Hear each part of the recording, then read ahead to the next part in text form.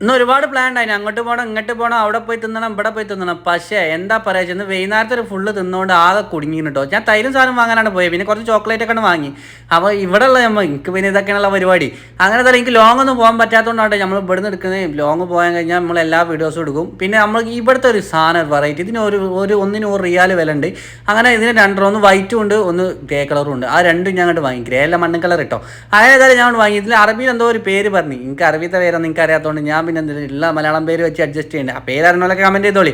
അങ്ങനെ വൈകുന്നേരം തിന്നുകൊണ്ട് കുറച്ച് പണി വാലുവളത്ത് കിട്ടിയെന്ന് പറഞ്ഞുകൊണ്ട് റൂമുക്ക് വണ്ടി പോകുന്നത്. അതുകൊണ്ടാണ് വല്ലാതെ പോകാൻ കഴിഞ്ഞ് രാത്രി തിന്നാനുള്ള വീഡിയോസ് ഒന്നും എടുക്കാൻ പറ്റിയിട്ടില്ല.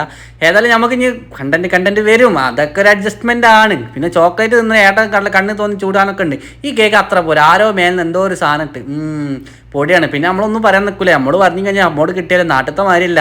ഇവിടെ അറബികൾ എന്തൊക്കെയോ പറഞ്ഞു പോകും. നമ്മൾ ഈ ചെവി കൂടെ കേൾക്കും, ആ ചെവി കൂടെ വിടും. കാരണം നമുക്ക് അറബി അറിയില്ലല്ലോ. ഉള്ളതൊക്കെ ഒപ്പിച്ചങ്ങോട്ട് പോകും.